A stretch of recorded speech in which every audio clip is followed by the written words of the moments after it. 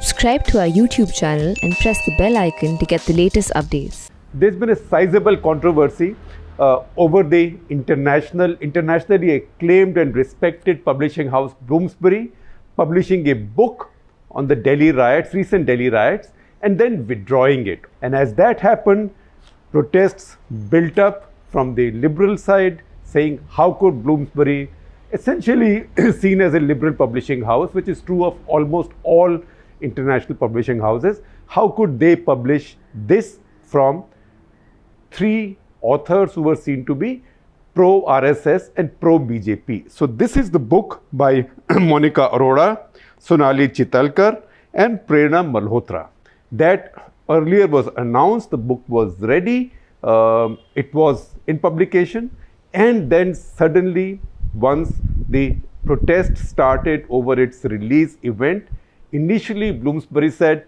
that they were not organizing the release event, but then several of Bloomsbury's own prominent authors, and you will see those names on the screen and some of their tweets and statements also. So please look at those as we go along. They threatened to withdraw publishing any longer with Bloomsbury. As that happened in quick time, this was the fastest turnaround on a Friday I've seen from a publishing house. Bloomsbury said that they were no longer going to publish this book, which means a book which they had signed up, contracted, approved, whose manuscript they had edited and cleared editorially for publication. So this was found fit for publication editorially. They decided now to withdraw it under these protests. Now, these protests, you can say, because a lot of people have pointed this out to us, but the time to say that is after the book is out. In this case, this book has been judged. I have my own views on the book, but that's besides the point. And I have my own views on the view that the book takes. But once again, that is besides the point for today's discussion. Today's discussion is about the freedom of freedom to publish a book and the power given to a mob, any mob. It can be a mob that throws stones. Mobs work in different ways. Some mobs will throw stones, some mobs will lynch, some mobs will set something on fire, some mobs, famously in Mumbai in the days of Balasaheb Thackeray and also some of the other organizations, will go and break the windows in a shop if they don't like the signboard or if the signboard is not in Marathi. So mobs have different ways of working. But there are also social media mobs now. We deal with them all the time. I deal with them all the time. But as editors, as people in public debate, we have to have, our skins have to be thick enough to be able to deal with those mobs on social media. People who threaten to boycott, people who call you names. Nevertheless, if I am not called names for 10 minutes, I feel unwanted. But Bloomsbury in this case has shown a very thin skin and real spinelessness. They've also come across as totally partisan. So you can publish something on one side but not on the other. I'm saying this with great caution because I also run the risk of, as soon as this is published, being called illiberal, being called whatever else, all the other. Why should I give people, why should I make the job of those who might get angry with this and send me hate mails easier? Let them decide their own adjectives. But the principle here is, can a publishing house publish a book and then withdraw it before it's come out and it's been put to public scrutiny? Because once you publish a book, it has to go through public scrutiny. There is no law against publishing or writing a bad book, but there is editorial judgment. So if in the publishing house's editorial judgment, it was fine to publish this book, then now just because of protests from a bunch of its authors, no matter how important those authors are, to withdraw this book before it's been put up to public scrutiny, I'm quite sure if this was put up to public scrutiny, even on the print.in, you would have found very critical stuff about the book. But what kind of stuff is this? That you raise your arm, you don't strike, then you put it back, and then you don't even say, I made a mistake. You just run away you flee like a coward. That is very bad for the business of publishing and for the business of public debate. So let me look at some principles here. One, whether something worth publishing or not is something that has to be decided before publishing. Once you decide to publish it and you think it's worth publishing, then publish and be damned. Or now you might say that you journalists sometimes get stories wrong, as we do. I've also got the odd one wrong. But when it is pointed out and when it's proven that it's wrong and you are not able to come up with a reasonable rejoinder, you then withdraw the story and you say, I'm sorry, our filters failed, we were wrong. That is one way of doing it. In this case, Bloomsbury is not saying that their editorial filters wrong, that this was a wrong editorial judgment. So this is wrong. Next, how did it happen? I'm going on principal points. It happened initially because of greed, because every publishing house now, essentially all publishing houses, especially international publishing houses, they claim to be woke, politically correct, liberal. They are also run by people who are woke, politically correct, liberal and very smart. But you want to do business in India now. So you are also an MNC. So to do business in India, you can't be at odds with the ruling dispensation. And this ruling dispensation has been there now for 6 years.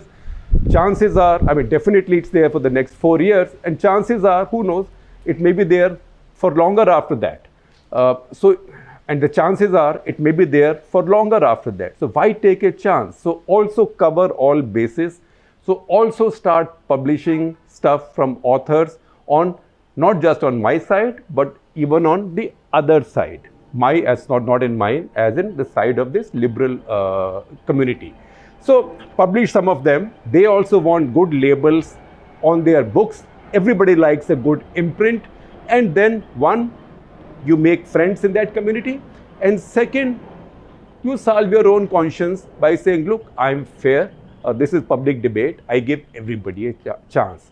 So having decided to do that, now just to pull back because you got threatened by some of your more important authors is submitting to blackmail. You're basically giving veto power to some of your existing authors on who you can publish. Now you can paint it any which way, but that is what it means, because if you look at the facts, then the answer you get at the end of the sum is exactly this answer. So you declutter all of which happened. You can say that they published to this book, to publish this book was greed, because one, it was to suck up to the establishment of the day. Good idea, maybe. Second, you knew that this book will sell a lot because you know which side the majority is on. So again, to correct it, you publish another book by Ziaul Islam, which is giving the other side of Shaheen Bagh. Once again, I'm a journalist and I'm an old-fashioned journalist in the classical mold, and so are we at the print. So we don't worry about being accused of both siderism, because our own view might be stated in our writings, in our speech, in our 50-word edits. But then besides that, it's a large tent. Different people have different points of view. So I am not disputing the publishing house doing that. It's fair enough. And it's pragmatic, but then under pressure to drop one and run the other. So if the first one to publish this book was driven by greed, the second one, and you should read an article by my colleague and opinion editor Rama Lakshmi on this, the second one is driven by greed and fear. Because now greed is that, look, if I publish this, then all my best-selling authors will withdraw, and this is a competitive marketplace. They can just go to any other publishing house. Let me not take that chance. That is too much of a risk. And fear, because if this continues, I will get so much attack on social media that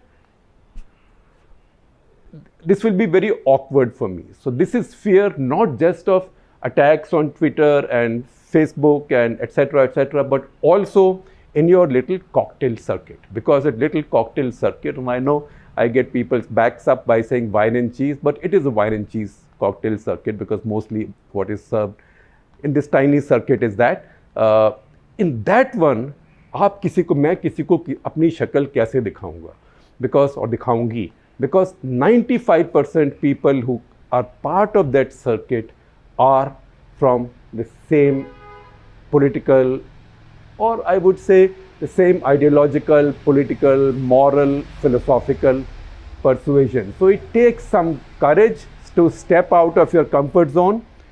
The publishing house, in this case, tried to do that out of greed, not out of liberalism, but immediately got its tail between its legs and ran. Not good for publishing, not good for liberalism, not good for the future, because once you use tactics like this, then others will do it. And remember, who's more powerful this time?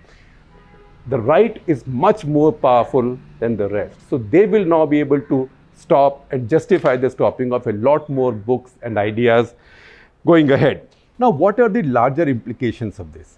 I think to understand the larger implications, we have to first understand what this world of publishing, essentially English publishing, is. Until about 35 years back, India did not have foreign publishers except academic publishers.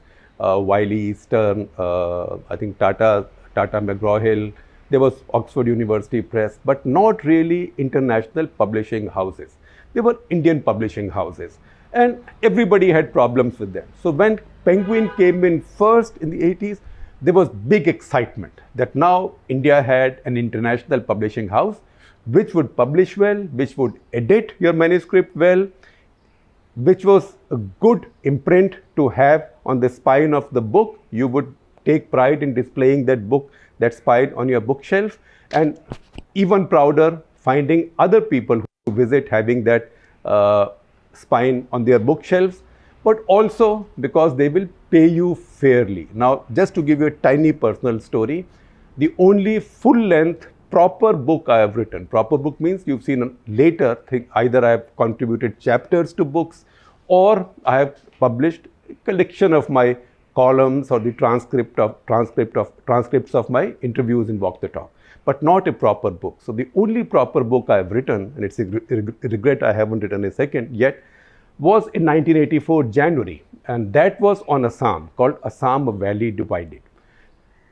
For a long time, that book was quoted. It is still quoted very often. It's been out of print now for some time because the publishing house has ceased to exist. But how much money was I paid as royalties by the publishing house? It was just 1,062 rupees. So even now, when I run into the founder, respectable gentleman, founder of that publishing house, and remind him कि देखो मैंने आपके लिए book लिखी, वो इतनी acclaimed book थी, you only give me a royalty of 1,060 rupees. His answer is, see, Shekhar Gupta of 1983, nobody would publish. I published you. Shekhar Gupta of now, anybody would publish. So remember that I published you when you were nobody. So there was this feeling that now international publishing houses had come and they will not have such hang-ups. And that is how publishing built up, and then more came, and HarperCollins came, and then some Indian publishing houses also modernized, Rupa modernized, and then Bloomsbury and the rest also came in. Now there is Westland, Amazon. So Indian publishing is booming, yet it is a very small business. It's a very small business outside of stuff that say Chetan Bhagat and Amish Wright, and those are usually published by Westland or Amazon, one of these large circulating groups, not by these woke publishing houses. So this business became very small, and this business became very small with very small economics. Most of India's publishers have their turnover figures in low two figures in crores. So very small business, very small, very incestuous. And why do I say very incestuous? Because if you count the 100 most prominent writers in India today, publishing with these business houses, with these publishing houses, the publishers, maybe 20 publishers and their editors, maybe another 50, 30 or 40, then reviewers, then those who sit on the juries to give awards, and those who win awards. If you add them all up, it will be about 100, 150 people. You go to any reasonable book release party at the British Council, you will find, chances are, may not find all of the 150 there, but of the 150 people that you find there, maybe 200 people that you find there, bulk, 100 plus will be from this lot. So it's the same lot that is writing, publishing, reviewing, sitting on jury, giving awards, then winning awards, then going to lit fests, and then talking. Now, when that happens, then, and when your peer group is so small, then peer pressure becomes very, very difficult to resist. And that is what has happened in this case. And that would be the test of an editor.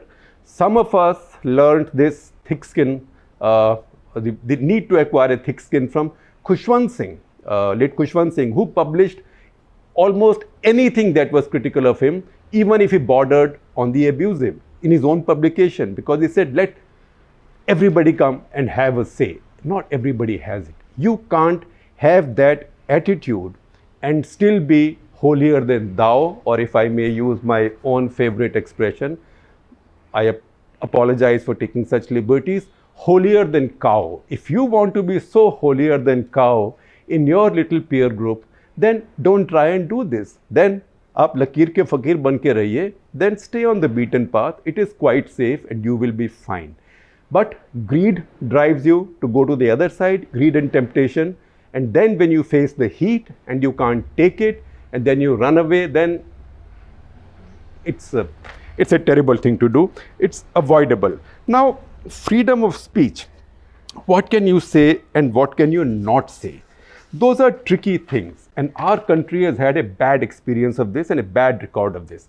So I'll tell you quickly a few things that have happened. The first book in India to attract a ban was a book in 1924 called Rangila Rasool. As you would expect, this was about the Holy Prophet, and it got the Muslims very angry. So initially it was banned, but a court in 1927 lifted the ban, saying satirical writings on figures of history were fine. 1927, a court that took that view.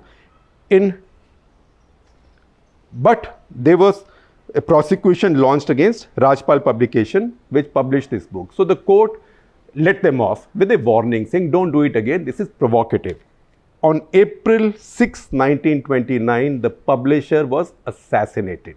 The publisher was assassinated by a man called Ilmuddin, who was then tried for murder and that was sentenced to death and executed on October 31, 1929.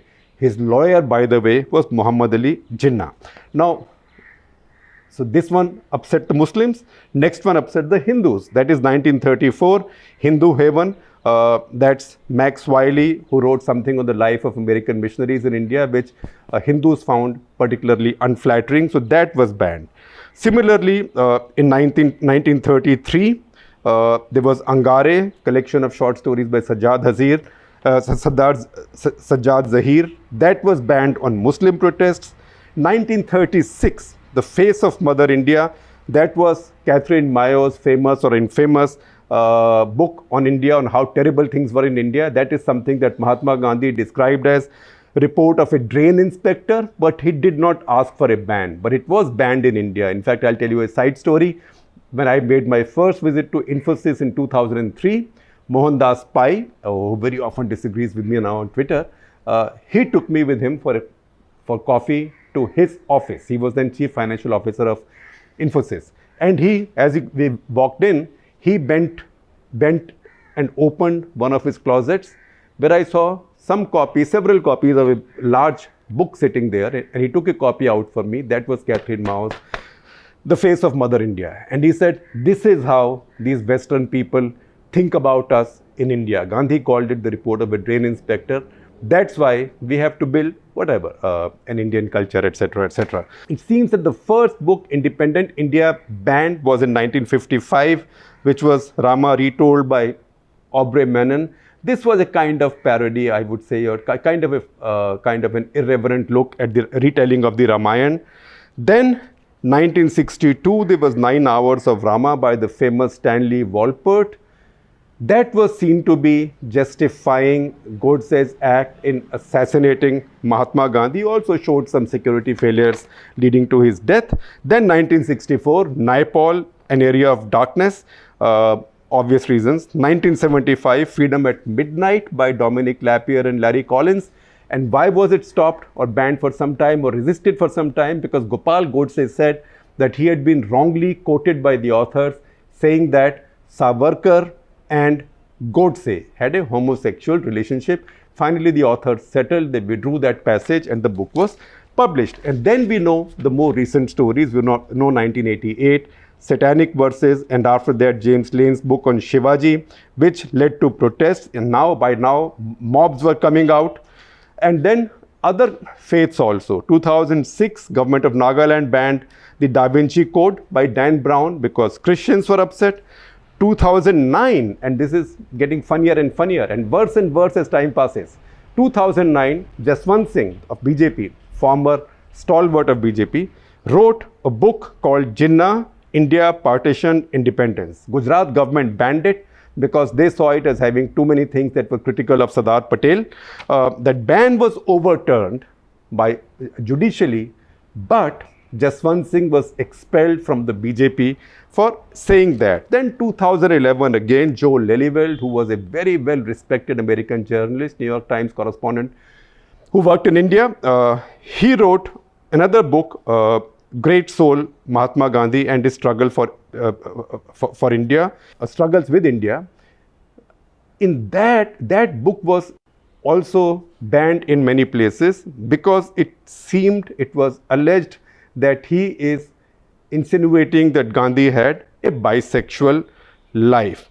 Then again in 2014, Bloomsbury, the same publishing house, they published a book by Jitendra Bhargav on the descent, called The Descent of Air India, against which Praful Patel filed a case saying that this defamed him, and that's how the book was taken down. And then you know about Wendy Doniger, that the publishers took down a book on the Hindus, but that at least to some extent there was an excuse because there was a court order behind it. So if you look at this and you look at India's really unedifying history of book bans through some kind of mob action or the other, and nobody is an angel. Muslims have done it, Hindus have done it, Christians have done it, Congress walas have done it, BJP walas have done it, Shivaji's fans have done it, Aurangzeb's adversaries have wanted it. Now, given all this history in India, if a liberal publishing house has now gone ahead and after publishing, after a manuscript went through all its editorial filters, after publishing, withdrawn a book before it has even hit the markets and it's been assessed critically, it's going to have to use that familiar old word, a chilling effect on freedom of speech when it comes to publishing in India. And once again, this will bring this whole the sex appeal of this entire publishing business with lit fests and you scratch my back, I scratch your back, you review me, I review you, you publish me, I publish you, I sit on your jury, you sit on my jury, I get one award, you get the other award. I think this has now exposed that system, warts and all.